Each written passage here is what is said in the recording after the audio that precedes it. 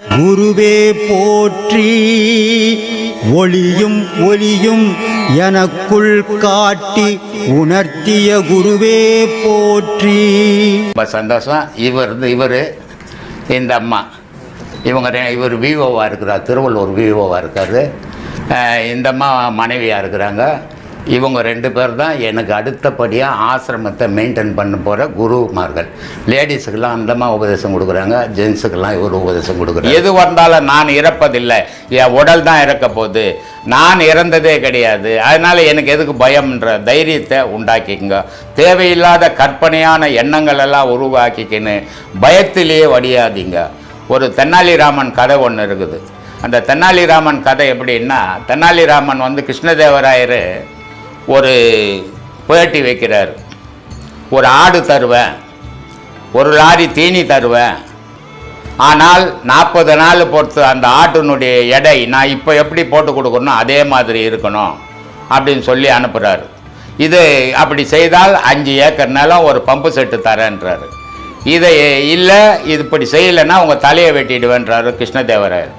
அதனால் ஜனங்க என்ன பண்ணுது, பயந்து போய் யாரும் நமக்கு வேணான்னு விட்டுருதுங்க.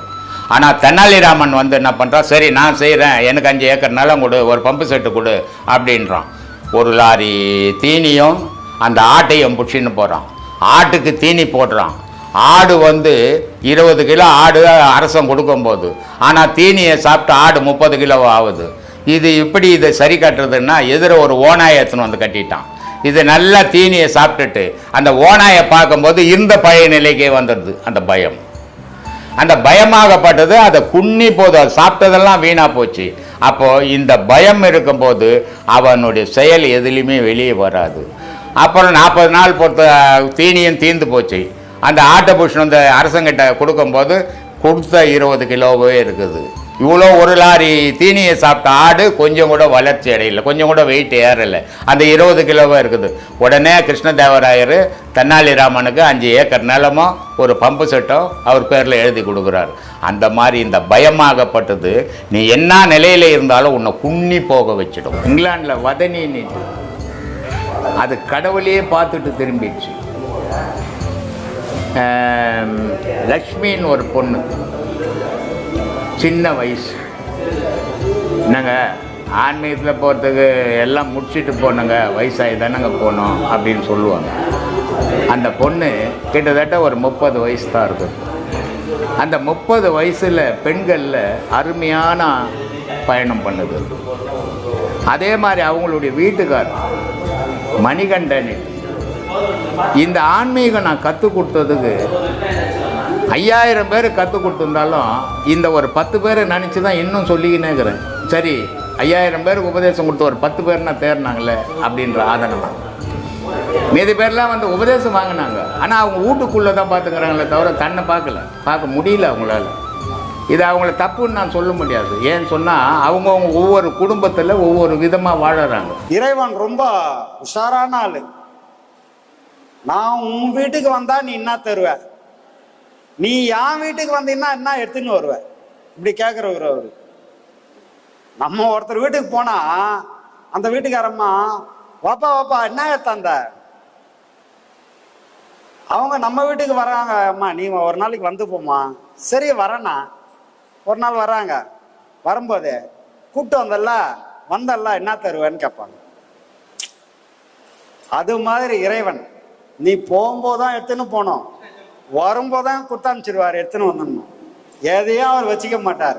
இதுதான் கடவுளோட மிகப்பெரிய நுட்பம். அப்ப என்ன எடுத்துட்டு போறோம்னா, நாம செய்த பாவ புண்ணியங்கள். விண்ணுற அடுக்கிய விறகின் வெவ்வேடல் உண்ணிய புகிலவை ஒன்றும் இல்லையாம், பண்ணிய உலகினில் பயின்ற பாவத்தை நன்னி நின்று அறுப்பது நமச்சிவாயமே அப்படின்னு ஒரு பாட்டு. உத்தாட்சம் கட்டி இருக்கிறவங்களுக்கு இது தெரியும். என்னம்மா அப்படிதானே? அப்போ இது என்ன சொல்றாரு அவருன்னா,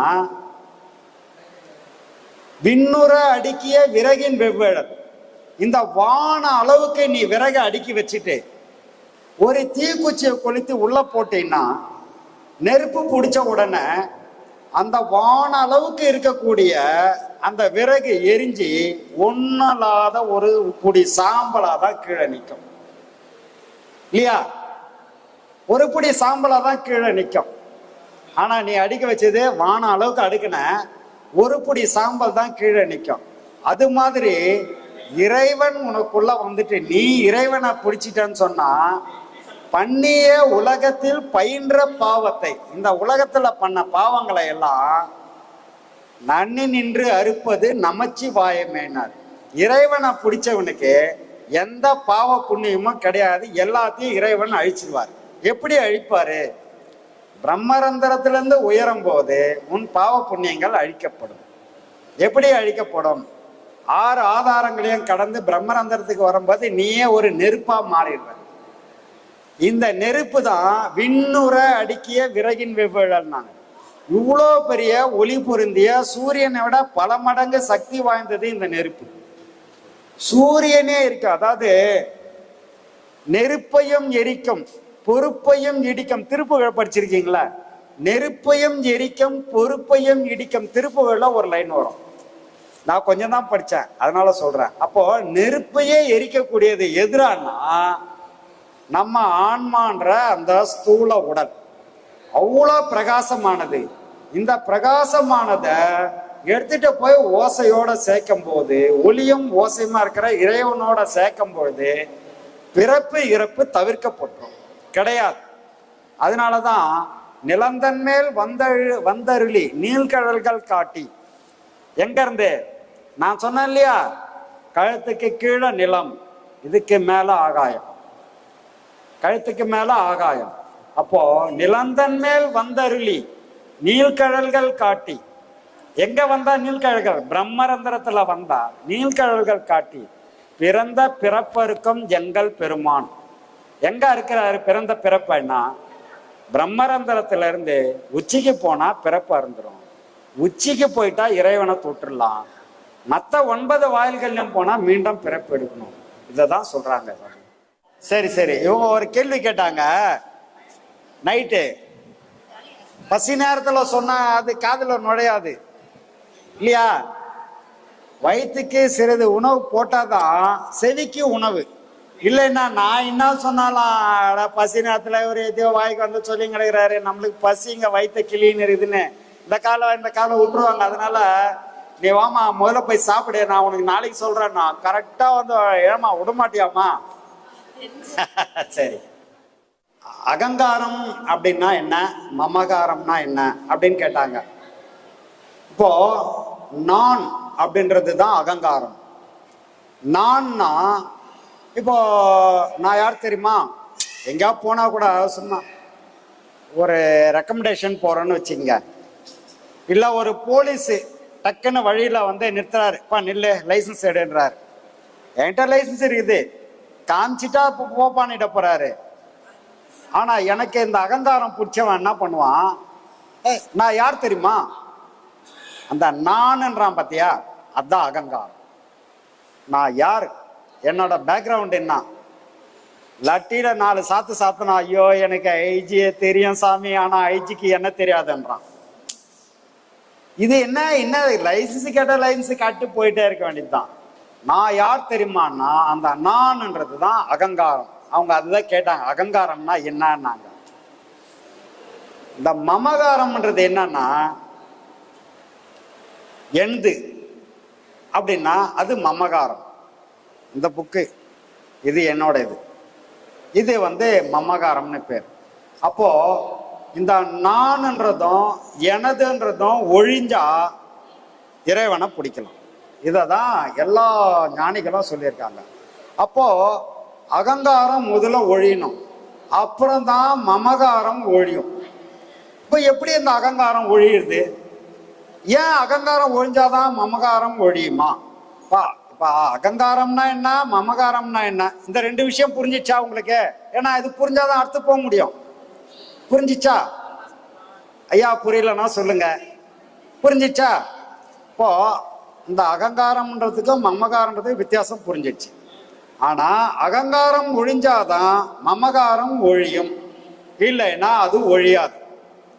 அப்போ இந்த அகங்காரத்தை ஒழிக்கிறதுக்கு மமகாரம் எந்த வகையில உதவி பண்ணுது அப்படின்னா, இப்போ ஒரு உதாரணத்துக்கு சொல்றோம் பாருங்க. நான் இருக்கேன், திடீர்னு ஆசிரமத்துக்கு கிளம்பி வரேன், டைம் ஆயிடுச்சு. ஒரு 4 பேர் வந்துட்டாங்க என்னை பார்க்க, இங்கேருந்து ஃபோன் பண்ணுறாங்க, ஐயா வாங்க ஐயா, நான் இதோ வந்துடுறேன்ப்பா. மடமண்ணு போயிட்டு மூஞ்சி கழுவின்னு பனியன் போட்டுன்னு அப்புறம் சட்டை போட்டுன்னு இதுன்னு வந்துட்டேன். இங்கே வந்தேன், பார்த்தா எல்லாரையும் பேசிட்டு எல்லாரும் உட்காந்து ஒரு 1/2 மணி நேரம் பேசிட்டு வீட்டுக்கு போயிட்டு போன உடனே நான் முதல்ல போட்டது என்ன? பனியன் போட்டேன், அப்புறம் சட்டையை போட்டேன். கழட்டும் போது எப்படி கழட்டுறேன்னா, முதல்ல சட்டையை கட்டினாதான் அப்புறம் உள்ள இருக்க பனியனை கழட்ட முடியும் இல்லையா? அப்போ அகங்காரம்ன்றது முதல்ல பனியன் மாதிரி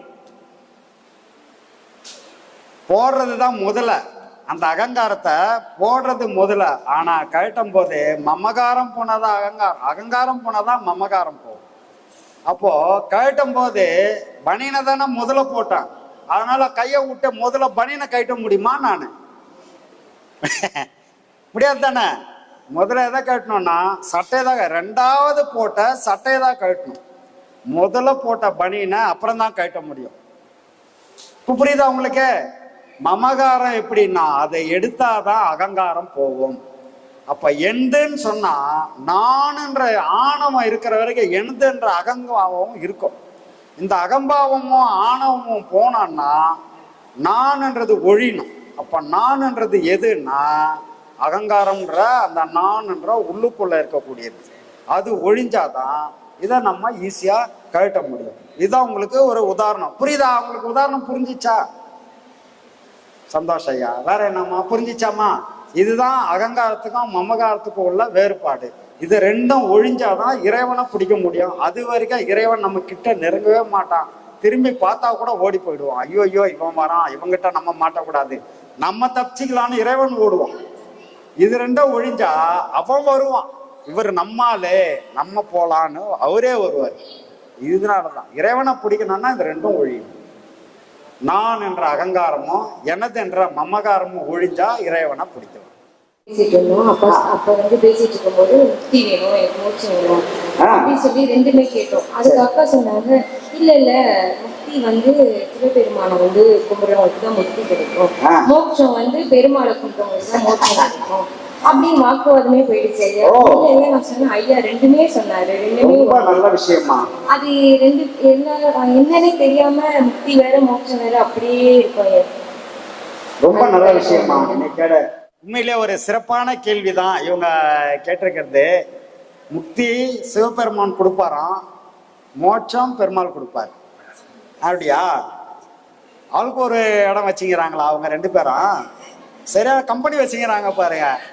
இந்த கம்பெனியெல்லாம் இங்க பலிக்காது. சரியாமா? அதாவது 100 கோடி பிரம்மர்கள் நொந்தினர். இது நல்லா திருமூலர் பாடலு.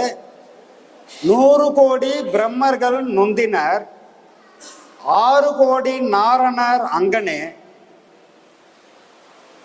ஏரி கங்கை மணல். அன்பே சிவம் மனமே குரு என்றுணர்த்திய குருவே போற்றி. சத்தும் சித்தும் எதுவென்று உணர்த்திய குருவே போற்றி. எனக்குள் இறைவனை உணர வைத்த குருவே போற்றி. நித்திய ஆனந்தமான நித்யானந்த குருவே போற்றி.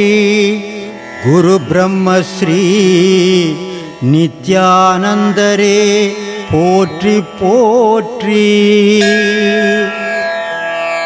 ஆகாமியத்தை உணர வைத்த குருவே போற்றி.